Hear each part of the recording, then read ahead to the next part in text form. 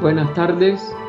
Continuamos hoy, viernes 26 de noviembre de 2021, el estudio de la obra Regeneración Humana de la hermana Radha Burnier. Estamos en la página de la parte de debates número 30 y al comienzo de la oración, del párrafo ¿qué significa inquirir? Hay una beatitud y un poder más allá de nosotros mismos que vienen en auxilio de aquellos que están preparados para recibirlos. Volvámonos hacia aquellas grandes fuentes de las cuales emanan incesantemente la fortaleza y la inspiración para todos los que, olvidando el yo, están resueltos a aprender y a compartir sin reservas. Que aquellos que son la personificación del amor inmortal bendigan con su incesante ayuda y guía la sociedad fundada para que sea un canal para su trabajo. Que ellos le inspiren con su sabiduría, la fortalezcan con su poder y la vitalicen con su actividad. Como ustedes recordarán, esta parte son preguntas que los asistentes a este seminario le hicieron a la hermana Radha y estamos en las preguntas sobre la primera parte o la primera charla que ella dio y habíamos comenzado a la respuesta que ella había dado. ¿Deberíamos aceptar alguna pauta? Ella, vamos a repetirlo rápidamente para tomar el hilo. Existen pautas en la teosofía. Una de ellas es que no debiéramos depender de nadie, que no deberíamos caminar con muletas. ¿Queda claro? No peguéis a ningún instructor y esperéis que os regenere. No dependáis de ninguna criatura. Si eludimos la responsabilidad, no habrá regeneración. Y recuerden que también este proceso se le llama autorrealización en algunas escuelas del Oriente. Es por uno mismo. No es por una tercera persona o por un instructor específico. La prueba de un verdadero instructor es la de no hacer que la gente dependa de él. Es decir, ese es lo que es un verdadero adepto, un verdadero instructor. El Buda dijo: no creáis nada porque yo lo diga. Y es el alma más avanzada de nuestra humanidad. Descubridlo por vosotros mismos. Sed una lámpara de vosotros mismos. Esta es otra de las frases, por eso ya la pone entre comillas, atribuidas a Gautama. ¿No es esa una pauta clara? Hay otras pautas teosóficas. Es decir, si son pautas teosóficas, son pautas de responsabilidad propia y de que cada uno por sí mismo vaya autorrealizándose, autorregenerándose, el nombre no importa. Esas pautas no nos atan, sino que nos hacen más libres, porque nos dan la responsabilidad de movernos por nosotros mismos. No tan solo deberíamos evitar ser dependientes, sino evitar la simple repetición de lo que otra persona dice y no creerlo ni aceptarlo ciegamente. Deberíamos inquirir, puesto que este es el inicio del proceso de la regeneración. Que cada uno busque por sí mismo, que cada uno se pregunte a sí mismo. Y enfatiza ella, ¿qué significa inquirir? Significa reflexión, investigación, búsqueda, ahondar profundamente, comprobar. Y esto por cada uno, por sí mismo. Y sin tratar de interferir, como dijéramos, comparar otra o imponer a ninguna otra persona. Uno hace todo esto y llega uno a su línea, trata de ponerla en práctica, de desarrollarse, regenerarse por ello. Y si le es útil y alguien le pregunta, puede dar un testimonio. A mí me vino muy bien esto, pero respetando, sin imponerlo, sin ni tan siquiera recomendarlo, y sobre todo sin criticar al que no lo hace, o al que no ha pensado igual, o al que no lo está haciendo o tratando de hacer igual, porque nadie repite a nadie. En la escala de oro o escalera que pusieron aquí, en la escala de oro de HPB se termina con las palabras: esta es la escala de oro por cuyos peldaños el estudiante puede llegar al templo de la sabiduría divina. Es decir, esos 13 pasos que HPB nos, vamos a decir, nos orientó o nos regaló o nos obsequió, porque de verdad que es un regalo inmenso, son pasos internos que cada uno tiene que subir por sí mismo. Y esto es una de las representaciones en 13 aspectos, en 13 palabras, vamos a decir, o en 13 frases, que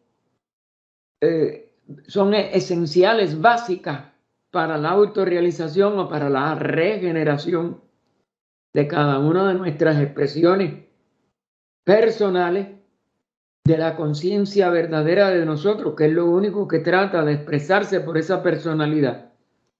Pero si esos 13 peldaños no se ascienden en regeneración en forma de autoelevación de uno mismo, no podemos entrar a esa sabiduría. No podemos capacitarnos.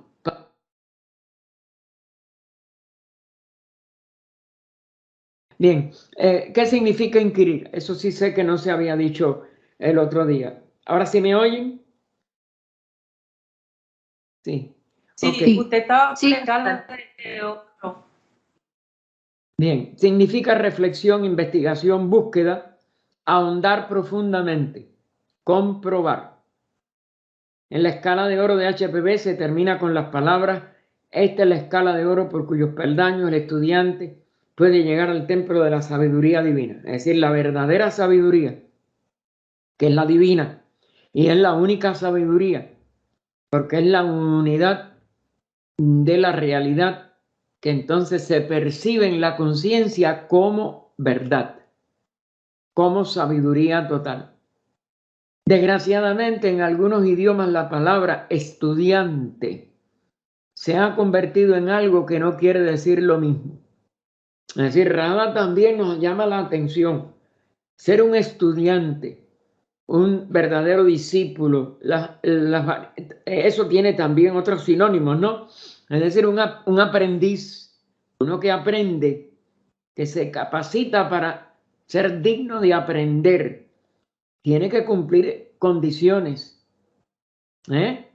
Y entonces, estas diferenciaciones idiomáticas o de consideración de significado de muchos seres humanos, pues claro que no es correcta. Aprender significa investigación continua.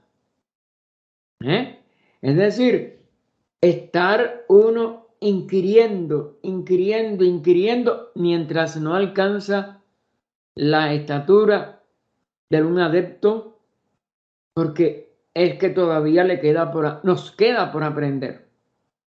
Y entonces, los estudiantes somos nada más que eso, estudiantes.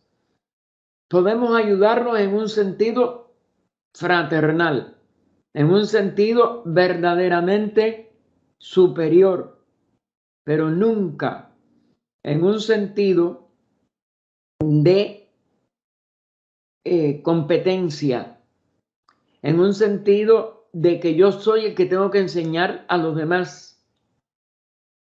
Cada uno tiene que aprender por sí mismo. Por eso no cabe ni control, ni, como dijéramos, obligatoriedad hacia otros, ni superioridad de un estudiante hacia otros. Todos somos por igual aprendices o personas que tratamos de convertirnos en inquiridores y en verdaderos discípulos, en verdaderos estudiantes, en verdaderas personas capaces de aprender. Y hay que tomar todas estas variaciones de significado para que no falle en ninguno de sus aspectos en nuestra actitud, porque todos estamos rodeados de otros estudiantes y tenemos que respetar el sendero de cada estudiante. Tenemos que unirnos nada más que en el amor y en el trato amoroso y de fraternal entre todos, pero nunca en sentirnos separados, en críticas, en juzgar a otros. Todo eso es lo que tiene que cesar y es lo que puede transformar entonces, transformando a cada uno de nosotros, cada uno transformándose por sí mismo y para sí mismo como regeneración, ayudamos a la regeneración del mundo. Es la única forma en que ayudamos. Tratar de imponer a los demás algo siempre va a ser totalmente desafortunado.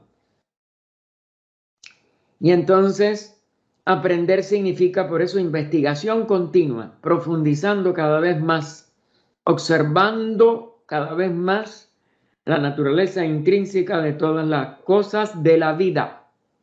La regeneración tiene lugar a través de la investigación, la reflexión, la meditación y la silenciosa observación.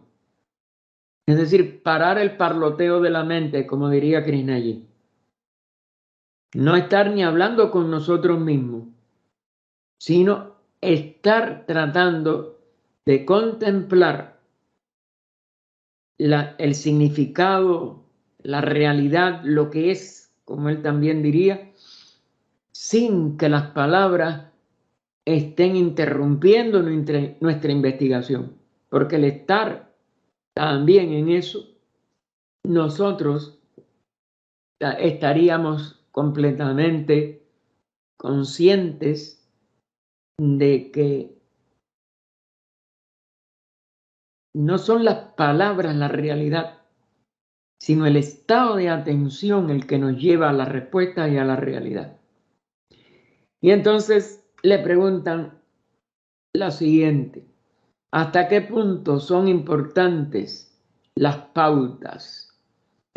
Indudablemente, claro, hay principios, hay pautas, hay una serie de realidades que van a cada uno a irle sirviendo de guía. Una pauta es una guía. ¿Se dan cuenta? Y cada uno por sus propias preguntas, que no tienen que ser en palabras, repito, su propio estado de atención va a estar entonces comprendiendo esas condiciones o pautas o cimientos que puedan hacer segura la investigación. Aquí hay que tener igual cuidado con las palabras. Una pauta no es una norma ajena que imponemos a otro. Una pauta es un cimiento que nos permite tener esta atención para poder tener respuestas válidas para nosotros mismos. La respuesta tiene que obtenerla siempre cada investigador y cada ser que está en esta empresa de su autorregeneración por sí mismo y para él. Y si lo logra, está regenerando el mundo entero por la vibración que va a emitir desde su pureza, desde su altura espiritual, que por sí mismo a la que por sí mismo despierta, porque es un despertar. Eso es lo que es. Nosotros no estamos creando nada. Nosotros no estamos legislando nada. Nosotros estamos autodescubriendo la vida, y como la vida es una, descubrimos la vida del todo, no la vida de una persona que nunca va a regenerar nada por sí misma. Y Rada contestó a esta otra variante, ¿no? De si existen las pautas, pero hasta qué punto son importantes. Y entonces ella, como hacía muchas veces también Krishnamurti, responde con otra pregunta, porque es que nosotros nos tenemos que ir eslabonando las preguntas que nos tenemos que hacer y que nos tenemos que ser capaces de hallar la respuesta. No depende todo de la clase de pauta. Y ahora continúa ella. Para nosotros buscamos la sabiduría. ¿Qué buscamos? Perdón. Para nosotros que buscamos la sabiduría, puede que haya unas pautas fundamentales que son importantes. Claro. Si lo que buscamos es sabiduría, tenemos que ver esas condiciones, esas pautas fundamentales y lo que es importante de ellas. Podemos decir que una de las pautas es lo que veníamos hablando, la unidad. Sin unidad no hay posibilidad de que nada pueda fructificar en este sendero interno de todos nosotros. Podemos decir que una de las pautas es la unidad. Si tenéis presente esta pauta, el principio de unidad, sabéis qué ideas son correctas. Porque todo lo que vaya a desvirtuar o romper esa unidad, pues no puede ser útil. ¿Por qué? Porque está fuera de la sabiduría, que es la de la realidad, la de la unidad de vida, que es la de la verdadera regeneración, tiene además que puede ser posible dentro de un espíritu de unidad y de una realización de esa unidad cada vez más profunda en cada uno de nosotros.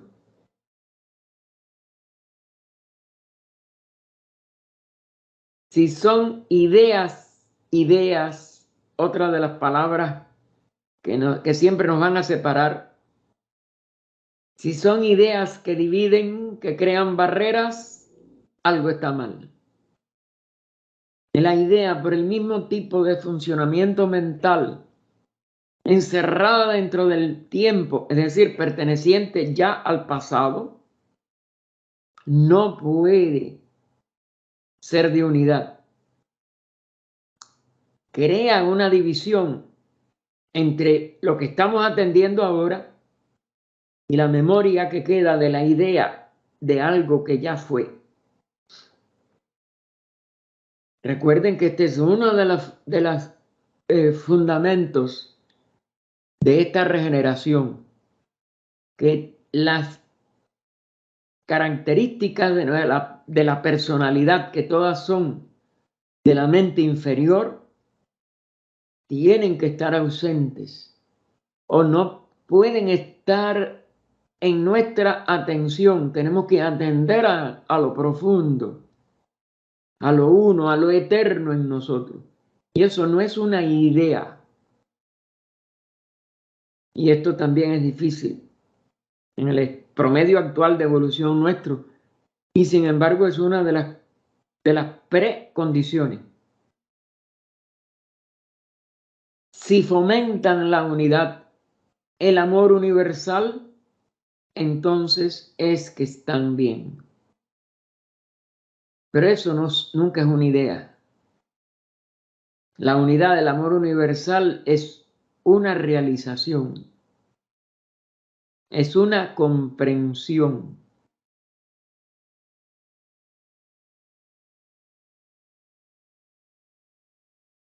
Y pregunta, ¿mi acción es correcta o equivocada.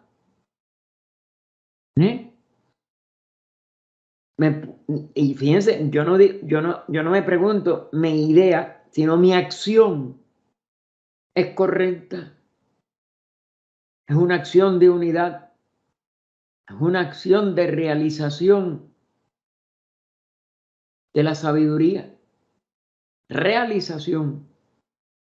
Pensad si está del lado del amor, como decía Nivesan, o en el lado contrario.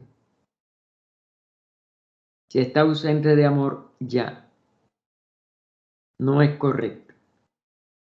Recuerden que Nivesan siempre se basaba en uno de los Upanishads, que lo que yo no recuerdo cuál de ellos,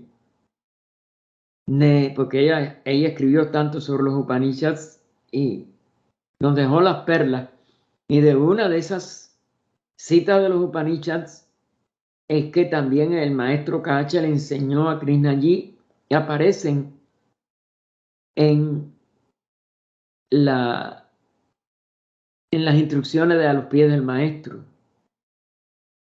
Antes de que vayas a hablar, busca en ti mismo, reflexiona. Porque la acción de hablar es una acción o creadora o destructiva. Y piensa si cumple las tres condiciones ineludibles. Que las palabras sean verdaderas, amorosas y útiles. Perdón, Gaspar. Sí, dime. ¿Usted está compartiendo el libro? Yo lo estoy compartiendo. No se puede ve. ser. Ay, perdonen. Miren que les he dicho, si ven, pues claro, cuando me caí no me di cuenta. Espérate, tengo que compartir pantalla de nuevo. Por favor, estén atentos a eso. Yo no dejo de compartir. Lo que pasa es que, claro, fui a la grabación y se me olvidó compartir pantalla otra vez. Gracias, María Luisa, mijita. Pero estén en eso, tienen que estar más atentas. Si no, imagínate.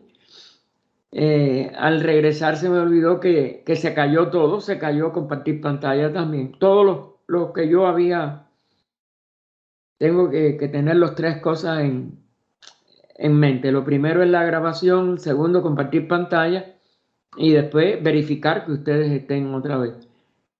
Bien. Por eso ven donde estoy aquí, déjenme subrayárselo para que lo vean.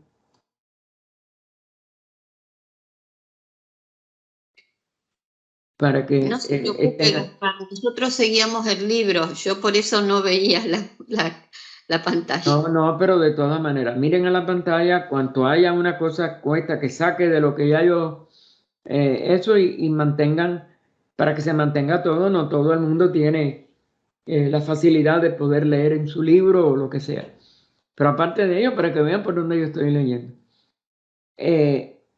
Así que esta es una pauta útil e incluso importante. Son pautas, tanto la del amor como estas tres condiciones de cuando hablamos. Y lamentablemente no lo cumplimos constantemente en nuestra vida. A veces sabemos que una verdad puede buscarnos un disgusto con algo, con alguien, y bueno, una mentirilla. Bueno, o me quedo callado. A veces callarse es decir una mentira por defecto, ¿no? Si la verdad es necesaria que se diga, ahora, que sea verdad, que sea amorosamente dicha y que sea útil decirla como esto. Si un silencio va a producir una confusión en que no se le diga la verdad, y si la verdad esa es amorosa, pues hay que decirla. Se convierte en un dharma o deber, una ley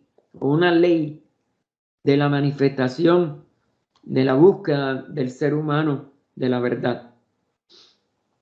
Otra pauta, nos dice Rada, está en la afirmación de que, y fíjense cómo lo enfatiza, no solo entre comillas, sino en negrita, la iluminación viene de dentro.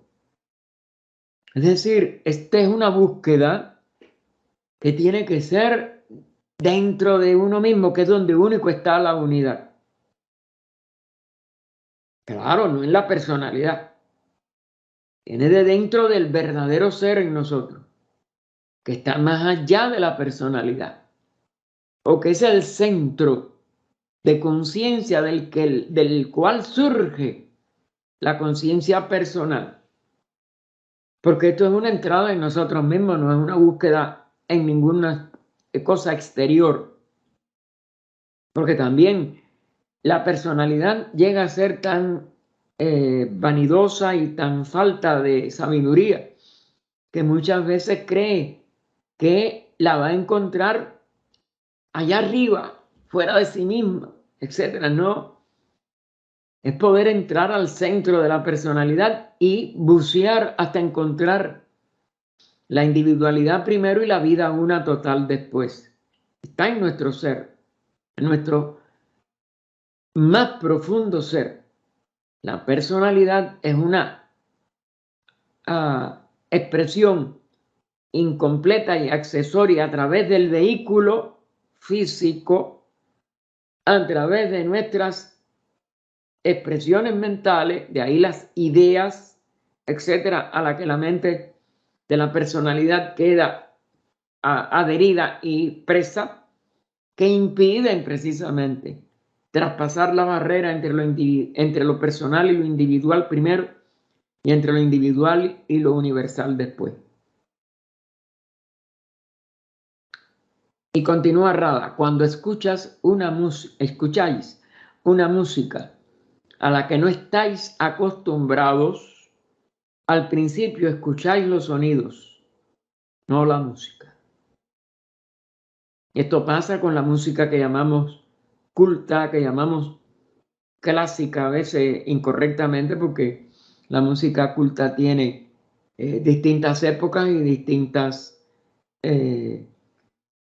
escuelas, y no todas son o caben dentro del término clásico, pero es una música que ya está, como si dijéramos, creativamente compuesta por seres que ya tienen una armonía interior muy alta, muy superior. Se le llama culta, y no es en un sentido intelectual, sino en el sentido espiritual de esa cultura. Es decir, es una expresión del espíritu de los grandes músicos, que todos han sido capaces de expresar gran parte de su alma espiritual en sus composiciones. De ahí que sean la mayoría de ellas inmortales, porque proceden de una inspiración que va más allá de lo material, de lo personal. Aunque claro, ellos estaban en personalidades, y muchos de ellos tuvieron personalidades hasta complejas, etcétera, o fueron arrastrados a cosas que quizás les impidieron ser todavía mejores grandes músicos, como es natural. Donde quiera que la personalidad se interpuso, muchos de ellos, por muy geniales que fueran, tuvieron grandes problemas, como pasó con Schumann, que ustedes saben que él tuvo que ser recluido de por vida porque hizo una serie de, de experimentos con los bemoles y los sostenidos que parece que alteraron totalmente, o fue su alteración lo que le llevó a eso, porque eso es claro que no lo sabemos. Pero lamentablemente ustedes saben que él dejó de componer. Ya en sus últimos años no pudo componer más nada. Las grandes expresiones que logró en sus primeras obras lamentablemente fallecieron. Pero bueno, cualquiera de nosotros, cuando yo era muchacho, no podía oír esas músicas. Escuchaba música popular, música esto y lo otro, y gracias a que en el año 56 se dio un curso de apreciación musical gratuito por una institución cultural a la que nosotros sí pertenecimos, que era muy barata, y creo que les he hablado a ustedes del amigo de la cultura cubana en la ciudad de Matanzas, y un gran profesor de música nos dio a todos los socios que quisimos participar, y fue que yo empecé de verdad a poder apreciar la música. Antes eso eran sonidos. Esta música no es fácil, usted tiene que aprender, pero si ese aprendizaje se hace, le cambia a uno la vida totalmente, esta música superior.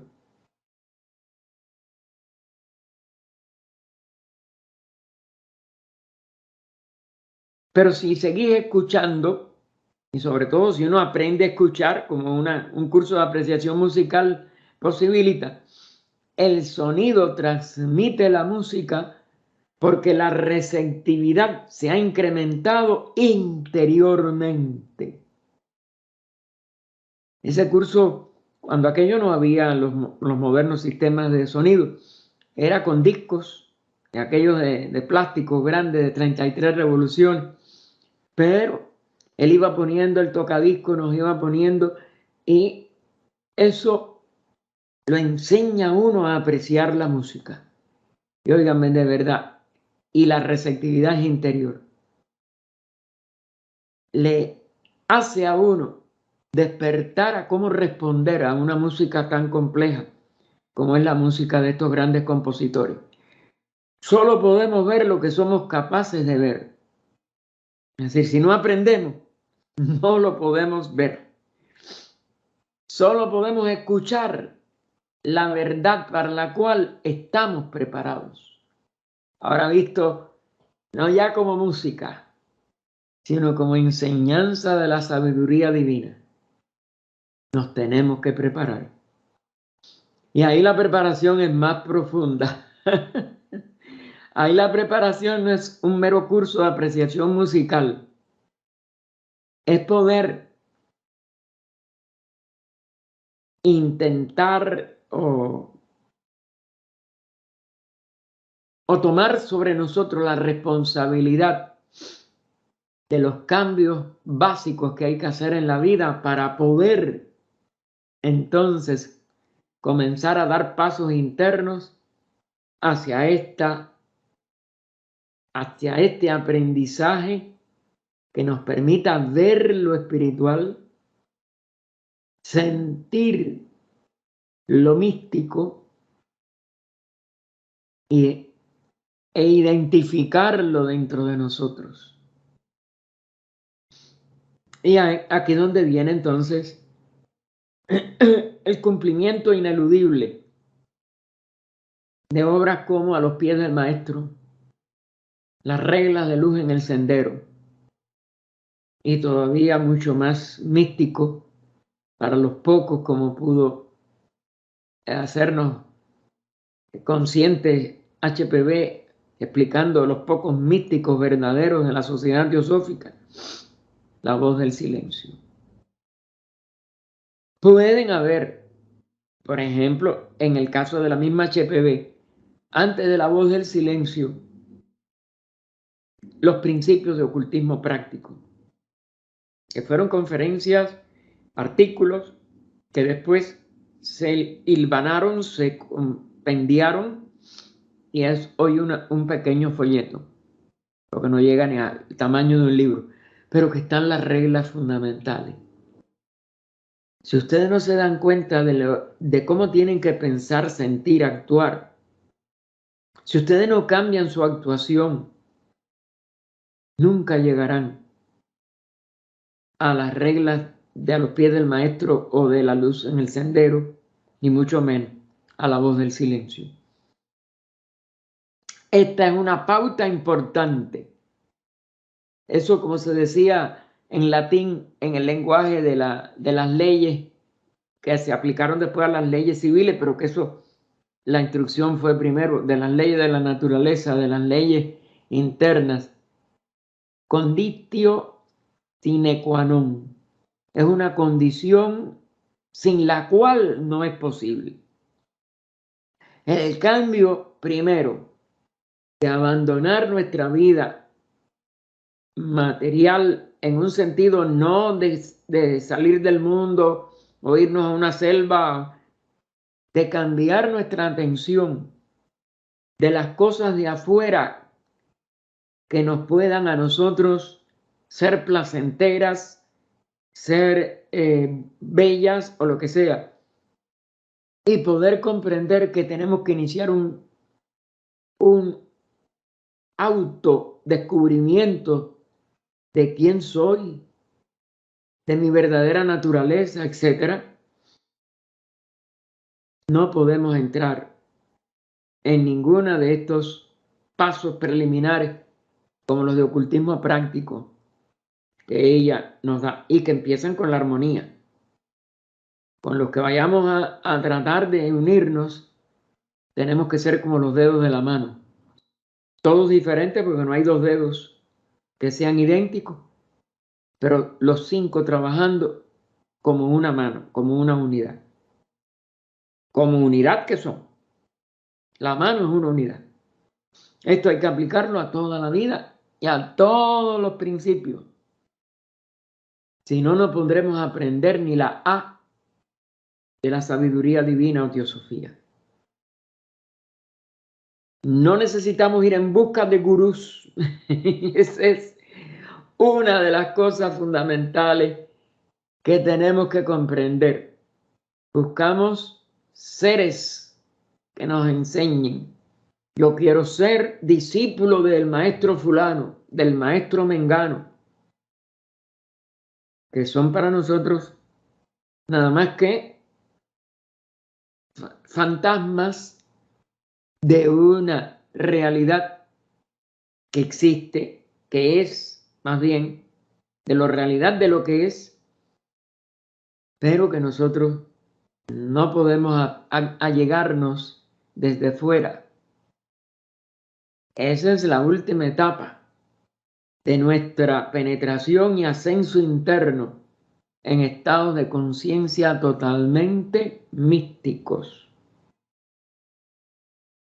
Y termina ahí el párrafo: hemos de desconfiar de los gurús que ofrecen recompensas, de aquellos que están tratando de deslumbrarnos con cosas fantasmagóricas y que llaman la atención de personalidades totalmente pueriles y superficiales. Le hacen este comentario. Ok. Sí, es un comentario que termina en pregunta. Fíjense que esto es parte del debate. Desde cierto punto de vista es difícil decir qué es la sociedad teosófica. La teosofía es una sabiduría que no es posible definir y que es la fuente de inspiración para la sociedad, como es natural. El carácter abierto de la sociedad, porque nada más que se le pide que la persona acepte el primer objetivo, fraternidad universal, es al mismo tiempo su debilidad y su fuerza. Claro, porque mucha gente dice, sí, yo voy a ser fraternal, al otro día le tira los platos por la cabeza a todo el mundo y nadie puede tener a veces la prueba, ¿no? Para poderle expresar de que no está cumpliendo con nada de lo que dijo que iba a cumplir. Es remarcable que después de un centenar de años de existencia, recuerden que esto fue en el 90, la sociedad había cumplido 15 años antes su centenario, eran 115. Después de un centenar de años de existencia, la sociedad teosófica todavía se mantenga viva y funcionando. Claro, porque fue la fuerza, el sacrificio y la entrega de los fundadores, que no fueron tantos, porque de 17 que firmaron el acta de constitución unos días antes del 17 de noviembre, solo 3 llegaron al final de sus vidas. Y no es que los otros 14 hayan estado por lo menos hasta un tiempo. Ninguno de los otros 14 yo creo que ni regresó ni una sola vez, o quizás tímidamente habrá preguntado algo a alguno de los 3 que quedaron. Pero ustedes saben lo que es una sociedad como esta, que se funde con 17 personas, que 3 sean los únicos que permanezcan fieles hasta el final de sus respectivas vidas, Olcott, HPV y George, y que se haya mantenido más de 100 años cuando todos los experimentos anteriores, como yo les he insistido, empezando Pitágoras, su academia, él no pudo ni verla casi fructificar, y los neoplatónicos no llegaron a una, creo que 20 o 30 de años por ahí. Los persiguieron, asesinaron Hipatia, y de ahí para abajo todo fue persecuciones a los pocos que quedaron, muchos de los cuales, como es natural, o algunos de los cuales, si sobrevivieron fue porque se escondieron, pero no porque no estuvieran también detrás de ellos para asesinarlos. Y entonces, eso es algo que es único, al menos de lo que se conoce del Kali Yuga para acá. Todo lo demás ha fracasado y no ha podido mantenerse en su pureza ni aún 100 años. Nosotros, con nuestros defectos, limitaciones, con todo, esta sociedad ha podido sobrevivir.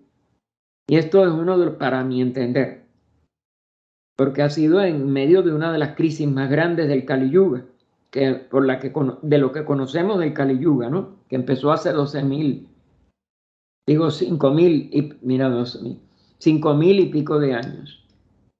Y entonces, 5.100 y pico. ¿Cómo podemos nosotros entonces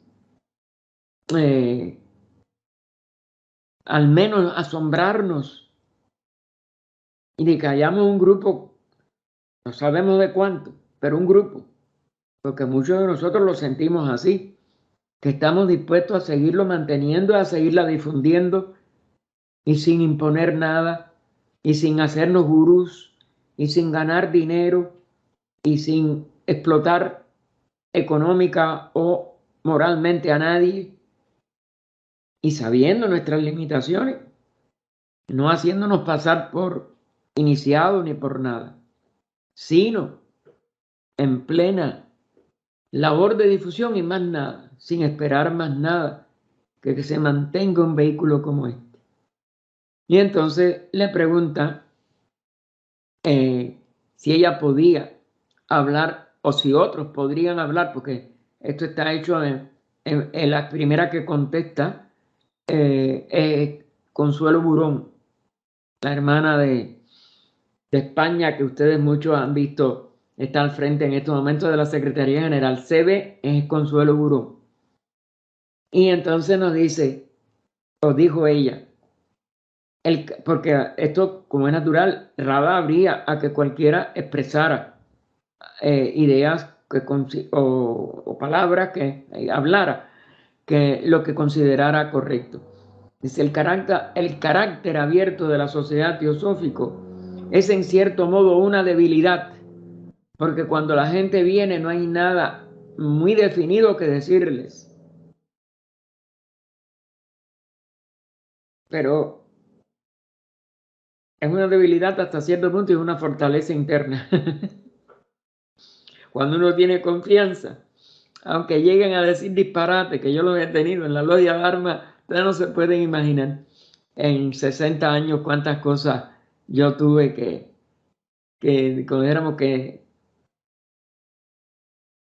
experimentar, de experienciar, porque fueron experiencias que le sirven a uno.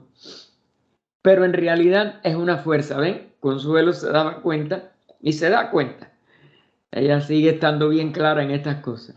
Pero en realidad es una fuerza, porque podemos conocer a gente y discutir lo que sea de interés para ellos. No importa cuán erróneos estén en un nivel, nosotros no tenemos que tener miedo ninguno de los equivocados. Deberíamos escuchar cuidadosamente a los demás para descubrir cuáles son sus inquietudes sus problemas y no presentar inmediatamente esta o aquella enseñanza. Esto es muy teosófico. Más bien es preguntarle, ¿por qué tú piensas así? ¿Y qué te hace decir eso que tú estás diciendo? Para que la persona empiece a tratar de entrar en sí misma. Si no, lo único que podemos sacar es una discusión y una desavenencia. Y continúa Consuelo. Algo que hayamos integrado en nuestra propia vida. Poderle expresar algo de lo que vivimos. Que sea parte de nuestra comprensión más profunda. Es lo que puede atraer a la persona a la que escuchamos. Y sí, a veces se pueden hacer muy buenos miembros de una actitud como esta. No criticarle, ¿no? ¿Por qué? Y esto, y lo otro, es decir, empezar a que la persona pueda preguntarse. Este carácter abierto debe mantenerse. Y estamos de acuerdo igual, aunque pueda ser considerado como debilidad, y lo es en el aspecto a veces de personas indudablemente muy superficiales o hasta malintencionadas, pero si uno no reacciona mal, uno le sigue abriendo la fraternidad, uno le da la oportunidad de que se contesten a sí mismos lo que desde el punto de vista más verdadero es imposible de que sea, vamos a decir, lógico o profundo o teosófico. Es lo que puede atraer a la persona a la que escuchamos. Este carácter abierto debe mantenerse y hemos de dar a la gente lo que forma parte de nuestra propia vida, de nuestro propio corazón. Tú vienes, estás hasta molestando, estás hasta entorpeciendo y yo te doy mi amor, mi compasión y nada más que te invito a quien quieras, a que te preguntes, a que te des cuenta quién eres, porque todos somos la misma vida. Y es estimular lo grande, lo bueno, lo noble, la vida misma de ese ser. Rada entonces agregó, la sociedad teosófica es una fraternidad mundial, no sectaria. No es que los miembros tienen que ser teósofos, ni tienen que separarse de sus líneas originales donde han bebido o han pertenecido para poder pertenecer aquí. Es decir, no hay condiciones previas. Y sobre todo lo que les dije, sin las obligatorias. La conditio sine qua non. No, aquí sigue, investiga. No ataques a nadie, nada más que pregúntate. Es lo único que no podemos permitir que se ataque dentro de nosotros. Ni a nosotros mismos, ni a sectas ajenas, ni nada. Uno puede, en abstracto, hablar de, por ejemplo, el segundo objetivo de la sociedad, de estudio comparativo de filosofía, religión y ciencia, o de religión, filosofía y ciencia, porque está religión primero, porque es la que más divide, desgraciadamente. Nosotros podemos hablar de los dogmas de todas las religiones. Si hubiera un dogma que se instaurara en la sociedad, íbamos en contra del dogma que alguien ha tratado de instaurar en la sociedad. Es decir, no es en contra de la religión. Muchas personas leen superficialmente. Dice Sin Velo, por ejemplo, que fue el primer libro para tratar de sacudir lo que todavía desgraciadamente sigue arrastrando a una cantidad enorme de personas en el mundo entero, contraria a la fraternidad, que es los dogmas, con miedo al infierno, con, como dijéramos, amenazas de condenación eterna, etcétera, si no hacen lo que otras sectas quieren. No vamos contra la secta, vamos contra el dogma. Porque a la vez que ustedes le quiten los dogmas a cualquier grupo o a cualquier religión organizada, lo que queda es la fundada originalmente por el instructor del mundo que hizo eso. Ya sea el hinduismo, ya sea el brahmanismo, ya sea el budismo, ya sea la religión judaica, ya sea la cristiana. Quitados los dogmas, quitado lo que es obligatorio, queda una fuente de investigación tan amplia, tan divina. Si usted busca el sentido profundo, aún de sus escrituras, que muchas están modificadas, mal traducidas, todo eso ya no tenemos la culpa, pero las obras de Blavatsky trataron de enmendar mucho de aquello, de donde proceden, y si se hace la investigación se descubre que los textos más antiguos no tenían esos dogmas, no tenían esa desvirtuación, no tenían ese error o esos errores. Y entonces la condición es esta, no sectaria, donde haya un dogma, se crea la secta. A la vez que ustedes quiten los dogmas, queda lo que une, religare, religión. Porque la sabiduría vuelve a emerger. Pero somos capaces de hacer esa investigación.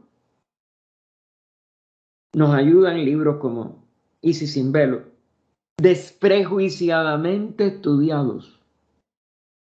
Leídos de carretilla muchas veces producen más dogma del que ella trató de destruir, porque le agrega la persona su limitación dogmática a la que la religión, la secta pueda tener. Y lo toma como ataques contra la persona que cree esos dogmas, etc.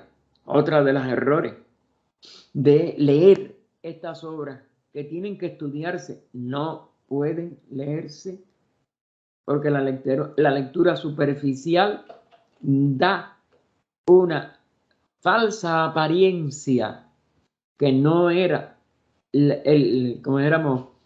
intención de la persona que lo escribió. Y entonces, ella nos dice, es una fraternidad no sectaria de personas que están buscando seriamente el camino interno. ¿Cómo ir hacia adentro de nosotros mismos? Aquí no es un camino para afuera. Para que toda la humanidad alcance un verdadero estado de felicidad. Porque la regeneración, ¿a dónde lleva? A que cada ser trasciende su personalidad y se une a la parte iluminada interna de su ser. ¿Cuál es la parte iluminada de un ser cualquiera en su línea espiritual? Buddhi. Buddhi es lo que ilumina la mente. Y la mente se ilumina como Manas Tayyasi. Y Buddhi esencialmente es Ananda.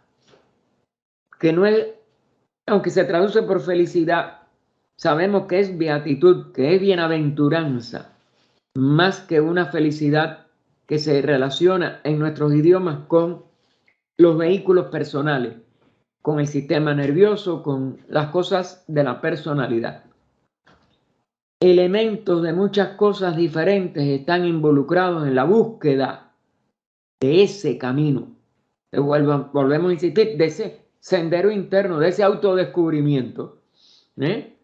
Y no, porque es que poner la letra muerta de camino, de sendero, etcétera, ha sido también error de muchos de los que nos han, como dijéramos, de los que se han confundido y nos tratan de confundir a nosotros en la apreciación de estas palabras. Es necesaria una perspectiva filosófica como la que presenta la literatura teosófica. Esto es otra cosa. Nosotros, mientras estemos incapacitados para realizarnos en la tríada superior nuestra, tenemos que elevar la mente de la personalidad, porque la mente es personal. Nosotros es Kamamanas, siente y piensa al nivel filosófico, es decir, de amor a la sabiduría, que es lo que es filo, amor, sofía, sabiduría. Y claro, ya es sabiduría divina. La sabiduría no es otra cosa que la teosofía en su integridad, como la que presenta, por tanto, la literatura teosófica. Y entonces, por eso la literatura nuestra tiene que cuidarse de estudiarse, vuelvo a insistir. La literatura no es para leer, estos no son libros de entretenimiento. Y la literatura leída con la personalidad y con los conceptos personales nos lleva a más error y a más confusión que si no lo hubiéramos muchas veces leído. Y desgraciadamente, esto también nos pasa. Personas que pensamos que han estudiado y repiten cosas de los libros teosóficos que no son su significado profundo, porque han sido incapaces de estudiarlo, lo han leído y la lectura no basta. También es importante un modo de vida.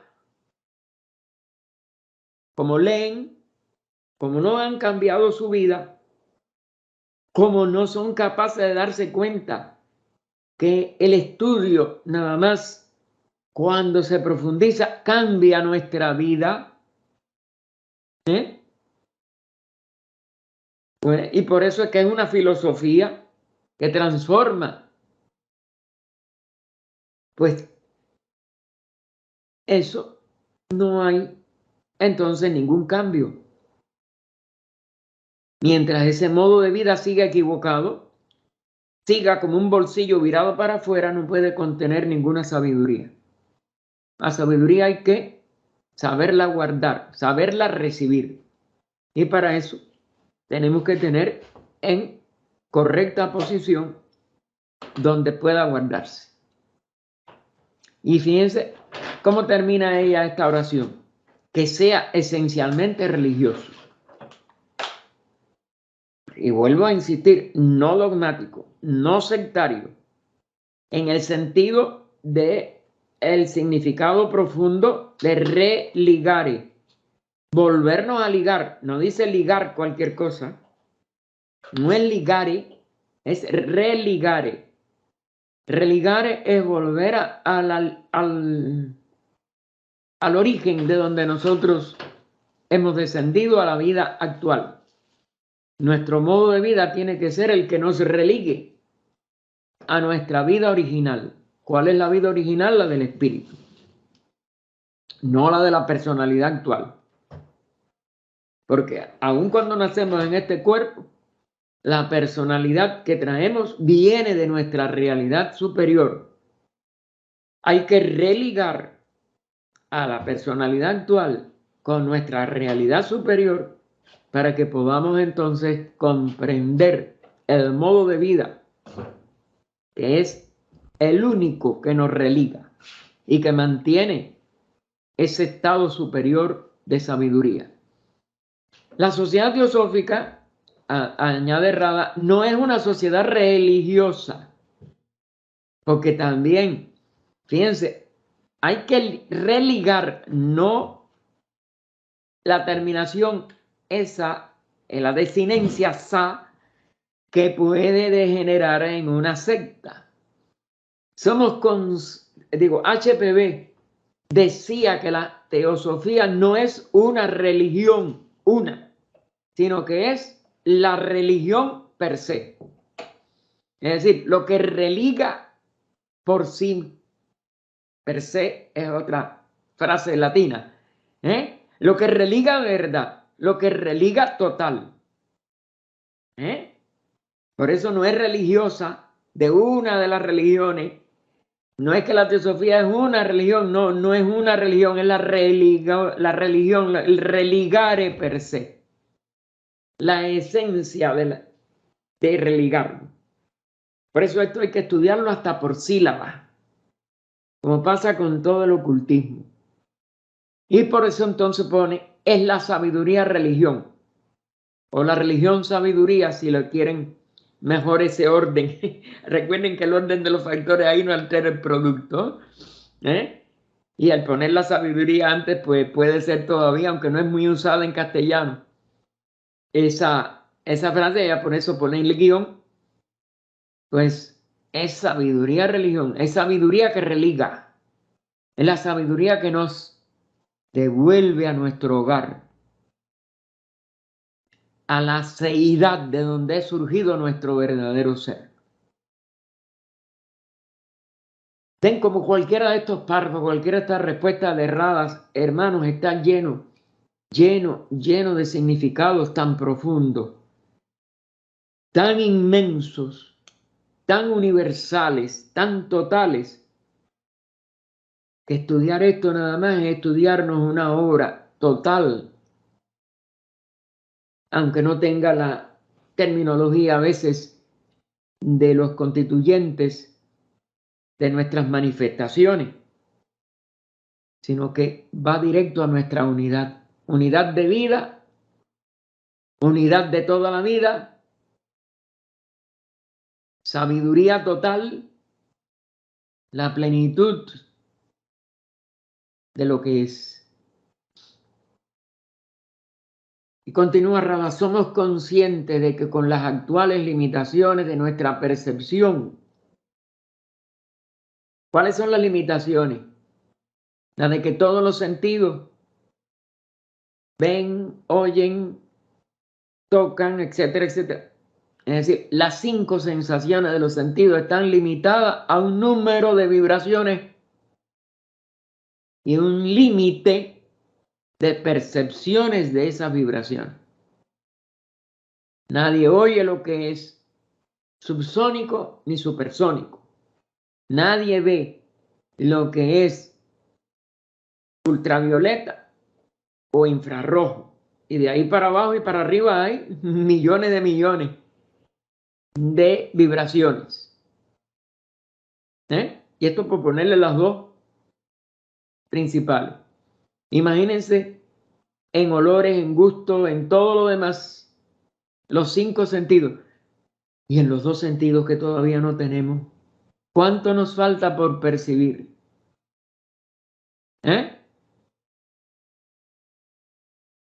Pero eso, las limitaciones actuales, es la única conciencia que tenemos. Y por eso es que no podemos encontrar el camino hacia el verdadero bienestar.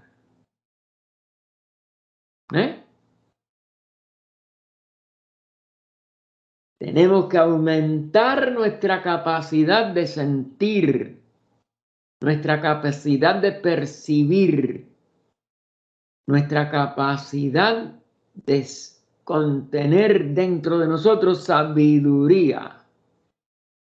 Todavía no somos capaces de ello. Y no tenemos la humildad de nos creemos que lo sabemos todo. Nos creemos que los demás son los que son ignorantes. Yo me la sé, yo. Y demostramos con ello ridículamente nuestra ignorancia. Hemos de limpiar nuestra mente y terminar con nuestras limitaciones. Porque si tenemos estas limitaciones de percepción y de sensación y de todo eso, es porque la mente nos ha encerrado o nos hemos encerrado a través de nuestra mente, porque somos nosotros mismos, no le echamos la culpa a nadie. Por favor. Esa es otra de nuestras tendencias. Siempre le echamos la culpa al totí, como decían en Cuba. La culpa de todo la tiene el toti. Como era el ave más negrita, pues, no, ese es el toti. Ese es un dicho cubano que quizás ustedes no lo conozcan. No sé si en otros países de aquí, de América, se usa, pero esto es una tendencia de nuestro egoísmo, de nuestra limitación mental y de nuestra vanidad tonta que se cree superior a los demás. En este elemento religioso está incluido lo que se denomina cultura y educación, que tiene limitaciones, que tiene desviaciones, que tiene autosatisfacción, como que mi cultura, mi educación es la que es superior, la de todos los demás es inferior a la mía. El narcisismo propio de toda personalidad, hermano. Educarse sobre la vida, cultivando todas las facultades, incluyendo la intuición, hace surgir lo que está profundamente oculto en nosotros y desarrollar la conciencia. Todo esto forma parte de la vida religiosa. Educarse. Y es una autoeducación, porque es la parte interna de cada uno. Y es ir adentro de cada uno, no es una educación de una escuela externa. Es el cultivo por nosotros mismos de las facultades de nuestra propia alma espiritual. Y por eso incluye la intuición, buddhi. El poder ponernos en contacto a través de nuestra vida propia con la vida de todo lo que nos relacionamos, para poder integrar en la unidad lo que hoy en nuestra personalidad son tres cosas. El yo personal nuestro, conocedor, lo conocido, que es lo que aparece como no yo, y el conocimiento, que es el puente, el lazo de relación que hacemos entre ese yo personal ignorante y lo que llamamos conocido como no yo, que por sentirlo separado es una ignorancia y no un conocimiento.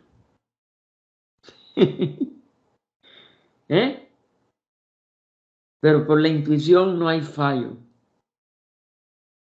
Es que buddhi, internamente nosotros seamos capaces de romper en la barrera que hoy nos separa de la inteligencia verdadera superior nuestra, que inmediatamente funciona unida a buddhi, esa mente iluminada por buddhi ya es el mundo de la unidad, de todo con lo que podamos ponernos en contacto. Eso es lo que va a hacer surgir lo que está profundamente oculto en nosotros. Nos vamos a conocer a nosotros mismos y desarrollar la conciencia, porque la conciencia que tenemos ahora no está desarrollada, es una conciencia básica, personal, limitada y distorsionada. Todo esto forma parte de la vida religiosa. Eso es lo que es la vida religiosa. No es un hábito, no es un aislamiento, no es un ritual. La Sociedad Teosófica no tiene ningún ritual. Aún fíjense que nosotros en los distintos grupos hacemos alguna dedicación, y sí, basado en cosas tan bellas como la invocación a la unidad, pero no es obligatoria. Pero no es eliminatoria de que hay que usar y las otras no valen. Y siempre les hago la anécdota que la he repetido yo creo que 58.000 millones de veces. que me la hicieron cuando yo era casi un muchacho. De la anécdota de Guinarayaza en Cuba, que en una convención se pusieron disgustados 2 o 3 miembros, porque unos querían abrir con una invocación, otros con otra, y entonces como no se ponían de acuerdo, cuando llega el señor Guinarayaza, porque él no estaba en el momento que se produjo la discusión, le dicen, óigame, ¿qué debe? Porque mire, pensamos y no estamos de acuerdo. Y él, bueno, si no están de acuerdo, para poder de verdad abrir una convención hay que estar en armonía. Quedémonos en silencio. Y en el silencio cada uno dedica esta convención a lo que tiene que dedicar. Les dio la lección de la unidad en el silencio. Es preferible el silencio a palabras que unos están rechazando, que otros están exigiendo y que lo único que están haciendo es dividir. La división es lo que no cabe en nosotros.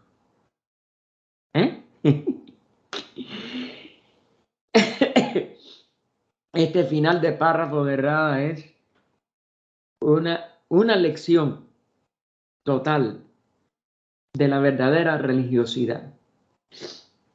Hay también un elemento científico, porque claro, el estudio comparativo es de religión, filosofía y ciencia. He hablado de religión y filosofía. Ahora toca el tercer punto, que tenemos que integrar en una sola sabiduría, que sea científica, religiosa y filosófica. Hay también un elemento científico en la sociedad teosófica, porque nuestro concepto del universo no es irracional. Claro, se está refiriendo a la razón con mayúscula. Razón con mayúscula es casi sinónima de buddhi. Es la razón superior. Admitimos que hay profundidades que trascienden lo racional. Pero no despreciamos lo racional. Mi razón a dónde llega. La mayoría de nosotros la razón que puede ejercer es la razón mental y de la mente inferior. Hay razón pura, como la que está en crítica de la razón pura de Kant. Y otros autores que llegan igual a alturas de razón que es superior a lo racional mental. Fíjense que racional está en relación con la razón, pero la razón plena, hermano, es parte inseparable de la vida una del espíritu, ¿ok? Pero como aplicación, claro que tiene aplicaciones en los niveles que llamamos científicos, que son los de la mente o los de los planos inferiores con forma, es a donde llega la ciencia actual, aunque haya una ciencia esotérica y una ciencia superior a todo eso. La mente racional tiene su propio papel. La mente racional, ve cómo ella se está refiriendo a nuestra parte inferior de razón, que es limitada, pero tiene su propio papel en la comprensión. Y no haber nada que en sí, de una manera básica, de peso total, pueda eliminarse. Uno debe aprender a examinarlo todo sin conclusiones preconcebidas. Es decir, inquirir, examinar, investigar es sin tener un preconcepto, una preconcepción, una conclusión. Donde quiera que ustedes dicen, no, esto sí es concluyente. Ustedes cerraron la posibilidad de ampliar su comprensión. Y por tanto, ustedes la limitan a su personalidad y no la pueden como si dijéramos, ampliar, porque ustedes cerraron. Y si cerraron la investigación, pues se quedaron en el nivel del plano a que llegaron. Físico, emocional, mental inferior. Es decir, se quedaron en la personalidad.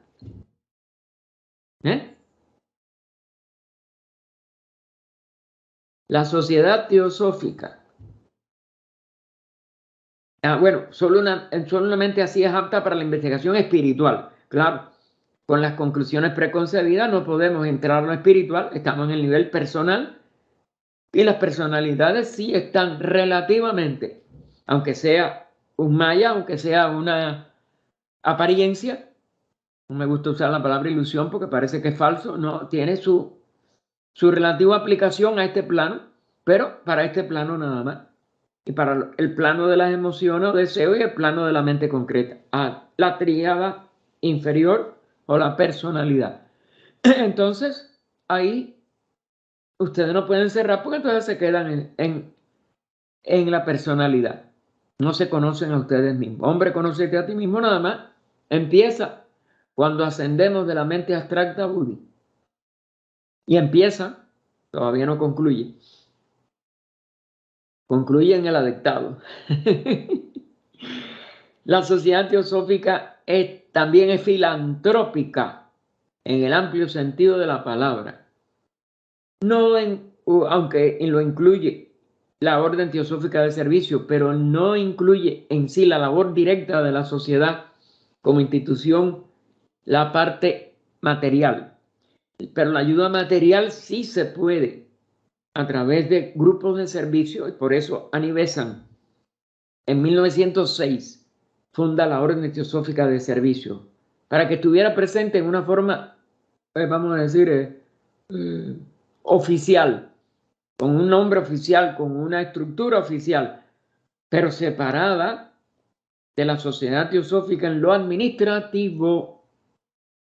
No se pueden coger las cuotas, las contribuciones de los miembros para la sociedad teosófica, para la orden teosófica de servicio. La orden teosófica, usted puede donar entonces, o usted puede participar activamente en cualquier clase de esfuerzo que la orden teosófica de servicio haga, pero administrativamente es independiente. Porque si no, se producen todos los problemas que se han expresado en muchas cosas en el mundo. Que se recaudan más cosas porque hay más necesidad en la parte material y entonces después se malusan o se desvían esos recursos por oficiales de la sociedad. Y eso sí hay que evitarlo. Y continúa Rada, el equilibrio entre todos estos elementos, equilibrios, ¿ven? Hay que tener en consideración todos los elementos posibles, incluida la parte administrativa y hasta material, ¿no? El equilibrio entre todos estos elementos proporciona a la sociedad teosófica su carácter. Si solo se acentuara uno de estos elementos que pierda el equilibrio, la sociedad teosófica no sería ella misma. No está destinada a ser una sociedad filosófica exclusivamente, aunque el amor a la sabiduría es muy bueno. Y la investigación filosófica tiene su lugar. No es ninguna religión con una iglesia, sacerdotes o ceremonias. Pueden pertenecer a cualquier iglesia todos los miembros. No es obligatorio que en la sociedad se produzca una ceremonia. Como ustedes saben, Olcott inauguró la biblioteca de Adiar con oraciones de todas las religiones, porque allí hay libros de todas las religiones. Cuando él murió, Annie Besant pidió que asistieran de todas las religiones como un símbolo de unidad que él había tratado de lograr. Y de ahí ella le quedó la idea de que todas las convenciones anuales empezaran con las invocaciones de todas las religiones. Claro, de las principales sabemos que hay ramas, etcétera, Pero bueno, de las grandes religiones del mundo, están en todo el hall que Olcott hizo para el salón de sesiones fundamental de la Sociedad Teosófica, para esas grandes convenciones y todo. Después hubo que salir del hall porque no caben allí. Pero bueno, están no solo las grandes religiones del mundo que están en esas invocaciones y que estuvieron en la inauguración de la biblioteca, en la cremación, en la ceremonia precremación de Olcott, cuando él murió el 17 de febrero de 1907, sino que están también las religiones que ya no están en el mundo, que fueron abolidas por persecuciones o porque sus civilizaciones murieron. Es decir, que allí están los símbolos, aunque sean chiquitos, de todo lo que se conoce que haya existido como una línea de devoción o devocional religiosa de la humanidad. Pero no para que nosotros tengamos estas ceremonias y estas estructuras dentro de la sociedad. Adiar, también sugerido por el mismo maestro KH, y está la carta, y está el plano, y está la primera donación de 50 rupias que hizo el maestro. Le pidió a Olcott que hiciera un shrine, una pequeña capillita, porque caben 2 personas dentro, o 3, del budismo. Y de ahí surgió otra capillita, no tan chiquita, porque claro, hay más personas en la India del brahmanismo, para la religión brahmánica.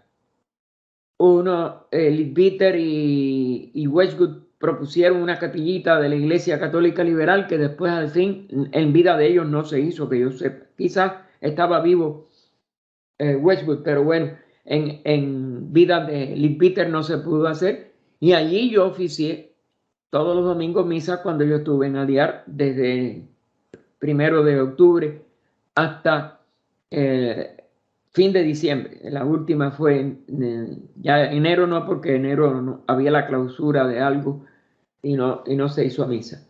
Y yo regresé el 2 de enero, salí del 98, salí de Adiar. Pero así, existe una pequeña también mezquita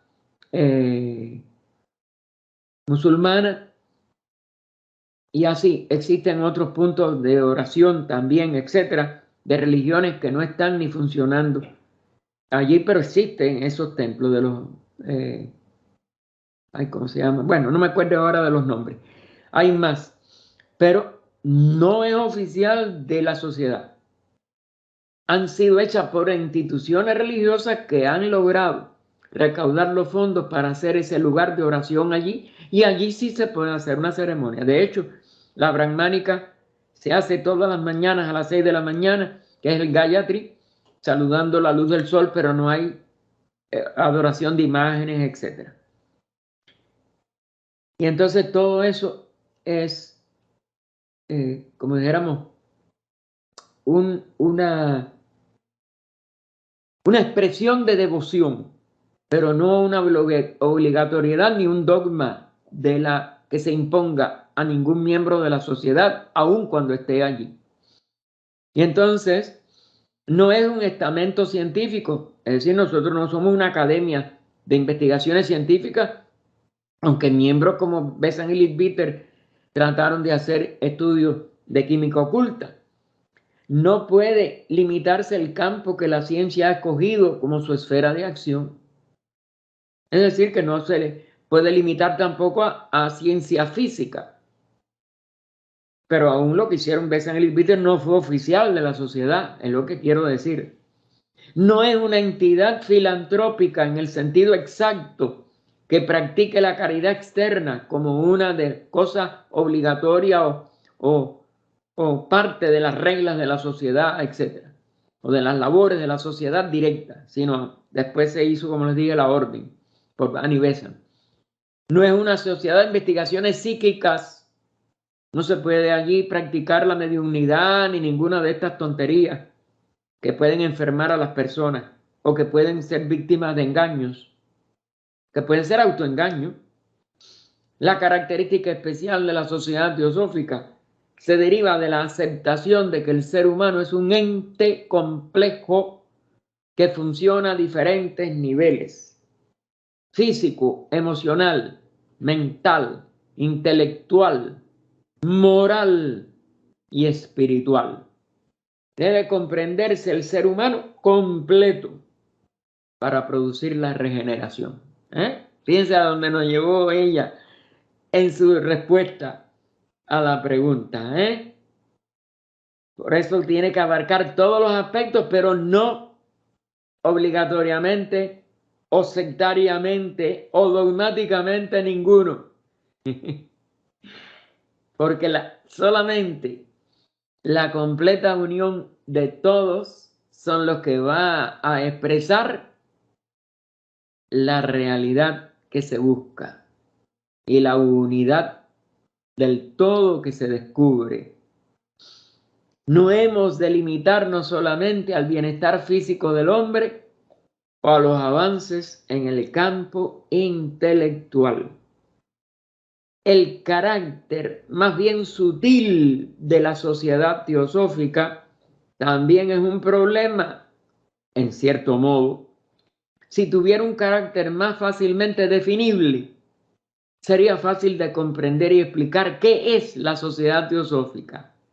Por el hecho de tener un trabajo más bien complejo y amplio, es más difícil ayudar a la gente a comprender cuál es su trabajo.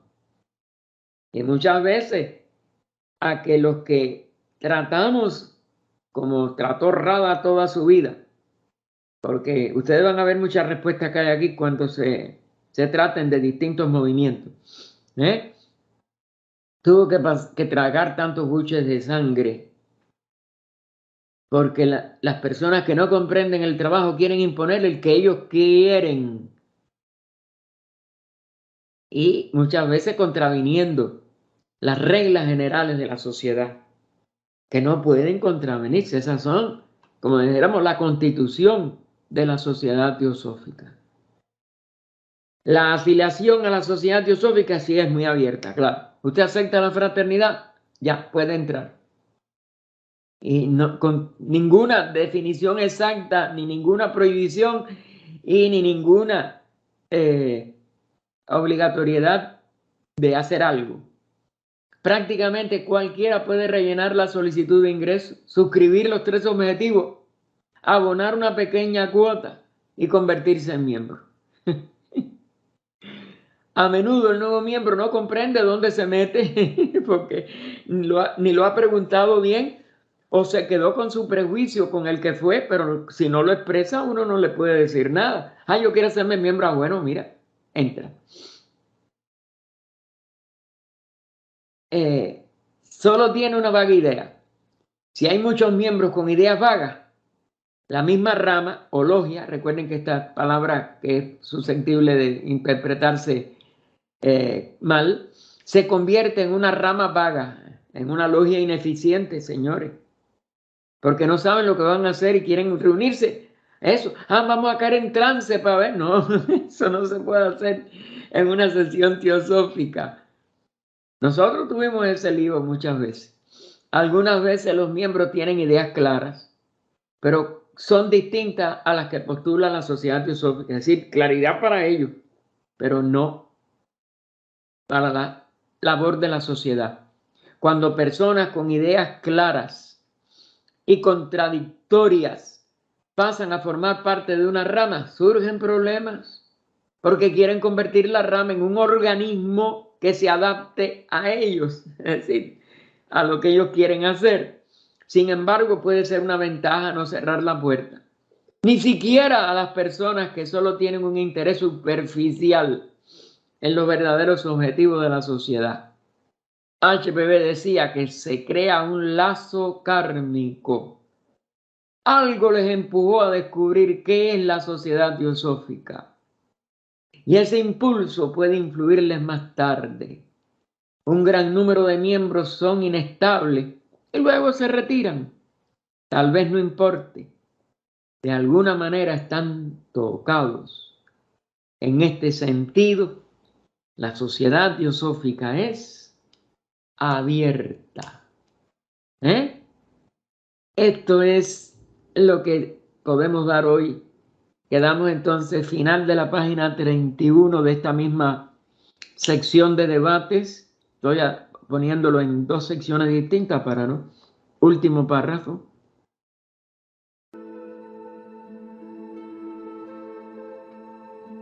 Hay otra clase de apertura.